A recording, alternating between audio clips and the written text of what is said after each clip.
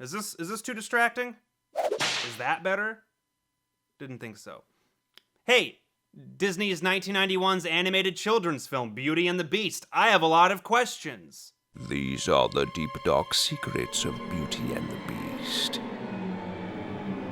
I was 5 years old when I first saw this film, and everything seemed normal to my 5-year-old self.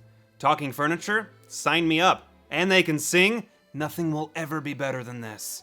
As I grew older, though, I would revisit this film here and there, and more questions would arise each time. Like, did all of the living furniture used to be Beast's servants? How many servants does he have? Why does only some of the furniture talk? Does the furniture age? Where are this guy's parents? The curse explains that on his 21st birthday, the last petal of the enchanted rose fell before he found true love, that he would remain a beast forever. In a song, a talking candlestick says that they've been furniture for 10 years. So does this mean that the Beast was 11 when he was turned into said beast? Does Beast have an actual name? Is his name Beast? What was his name before becoming a beast? Just Kid? Why is everybody speaking English with mostly American accents? I thought this was France. Okay, let's just start from the beginning. So this kid, pre-Beast, is a prince. It's never explained what he's a prince of, if it's of France, or just that standalone castle. But this kid is living the dream, in his own castle, with a dungeon. He locks his servants up if they don't cut off the crusts of his sandwiches. Also, no parents, no rules. And in his free time, he does song covers on YouTube under the name Maddie B Raps. And if you don't know, now you know, player. It's also never explained how he got this castle. Did he inherit it from his super dead parents? Or is this a blank check situation? In the 1990s, apparently $1 million could get you a mansion with a sick AF water slide inside. Imagine what that kind of scratch could get you in 1740. Your own castle that apparently most everyone in town has forgotten about. Hey, you guys know that giant castle? The one at the top of the mountain, like right there? I can clearly see it. Isn't there a child prince that lives there? No parents. Haven't seen or heard from him in almost a decade. Should we be concerned?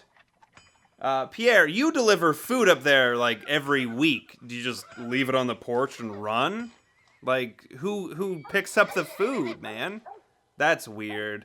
Hey, you know that giant staff of servants he has?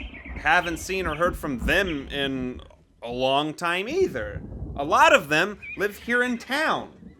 Among us. Some of them are related to us. No one's gonna say anything. I don't know, it's just something that's been weighing on my mind for a long time. Thought I'd say something, but apparently I'm the only one that gives a shit. Cool. So this kid gets turned into a beast by this enchantress because he didn't want to let an old haggard woman get her gross muddy feet on his fancy carpet. He just had it rug doctored.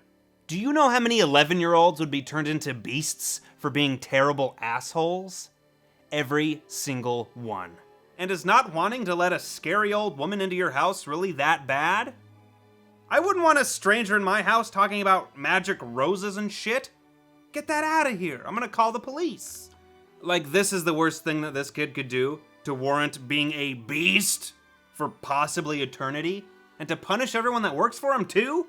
Jesus, lady, there's a Ramada just right down the street.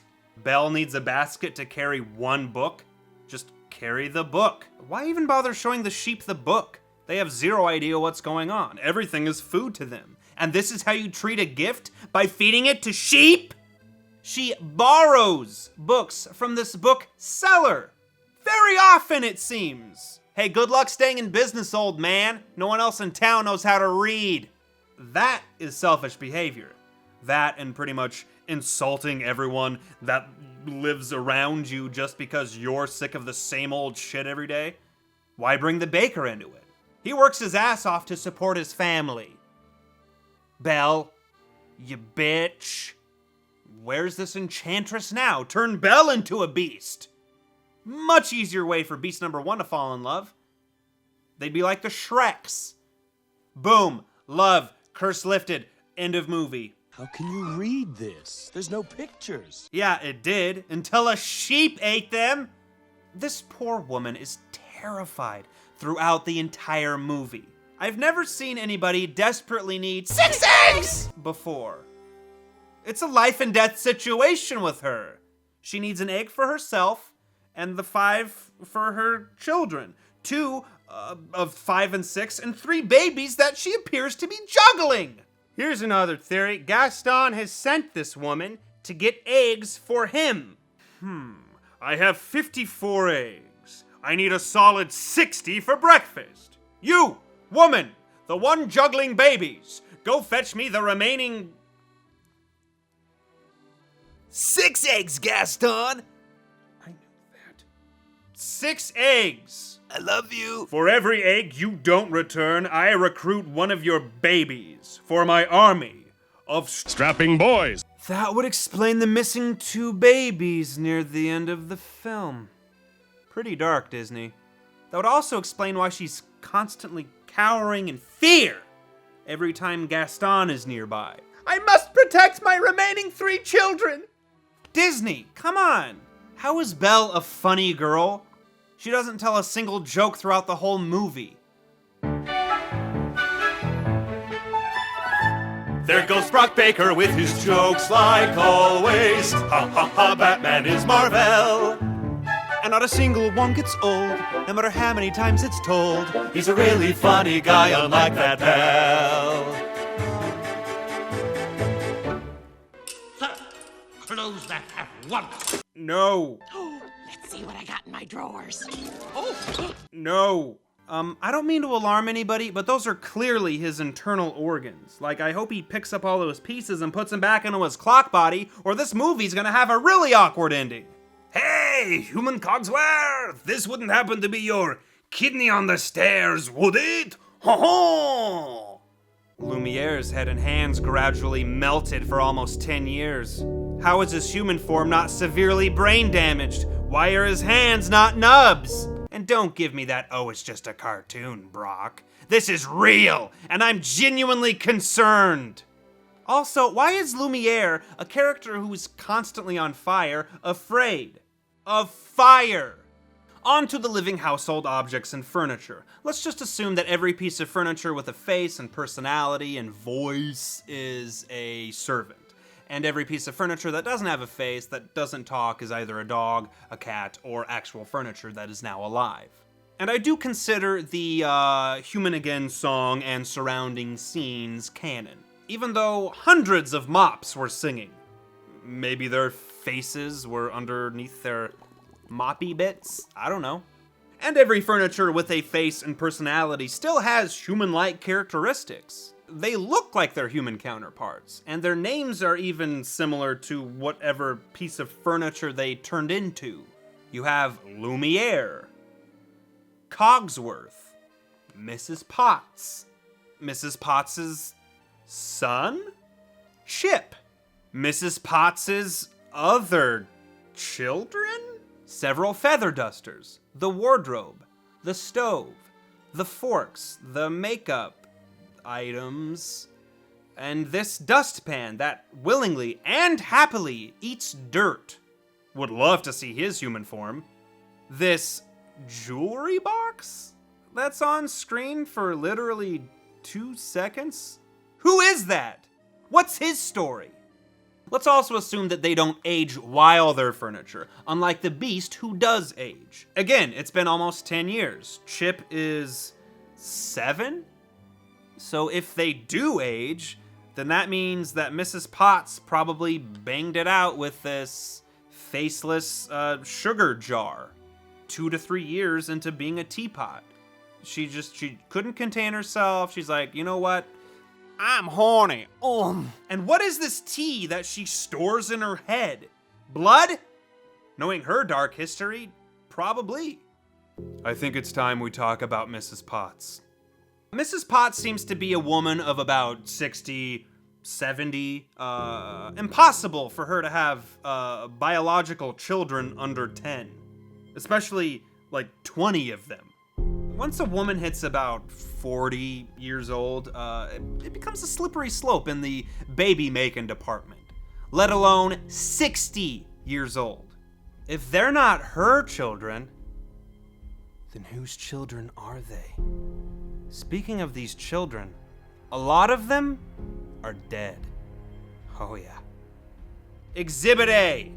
This cupboard full of dead cup children. Yeah, they were alive at one point, hence the faces. But these cups ain't moving. And some are stacked inside of each other. Sick. Come on, Chip, into the cupboard with your brothers and sisters.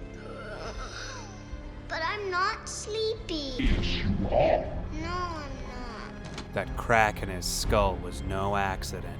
Also, we don't see any of them aside from Chip at the end of the film. This scene at least accounts for 6 of them, but their only sole purpose here is to blind a man. And are they seen again? I would hate to see that cupboard when they become human again. Need I remind you that some are stacked inside of each other? Thinking about it makes my tummy hurt. I posted about this on Twitter a while ago, and there were a lot of disgusting Mrs. Potts apologists.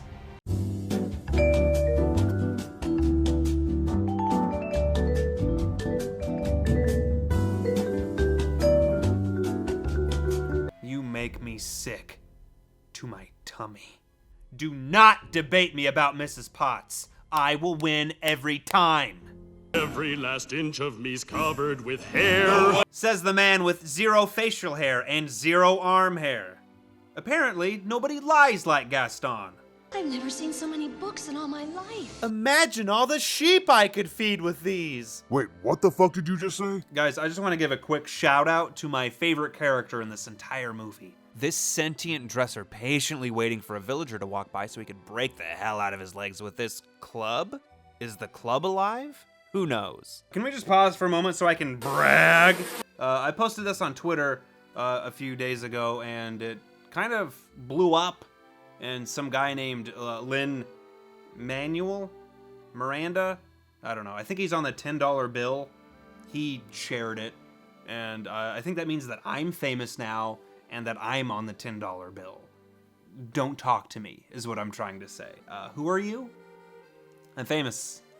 They're putting my head on Mount Rushmore. They're adding it to the mix.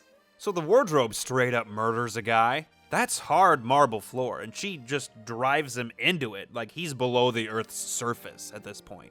Next scene, not moving. Eventually the other villagers drag him outside, but it's too late. He's dead. Yeah, he slipped. He was a vase, he shattered, he became human, still dead. It happens. I see. And the prince, who was stabbed and shot with an arrow, is miraculously fine with 0 wounds. But this guy's dead. I see. I'm a cop in this scene. Alright, I think it's time to wrap this video up with one final shocker. The original story of Beauty and the Beast was written in 1740 and takes place in France. I'll also assume that the story takes place in 1740 as well. Another book and Disney movie, The Hunchback of Notre Dame, takes place in Paris, France in 1482. The only reason I bring this up is because Belle actually has a cameo in The Hunchback of Notre Dame Disney movie. And I ain't talking about this Belle! And if we zoom in on this frame of the movie, we can clearly see that funny girl, Belle. So that means that Belle is a few hundred years old, or possibly more. The only logical sense this makes is if Belle is the Enchantress, known to take any form. The old beggar woman, Belle, Pumbaa. Prove to me that the Enchantress is not Pumbaa.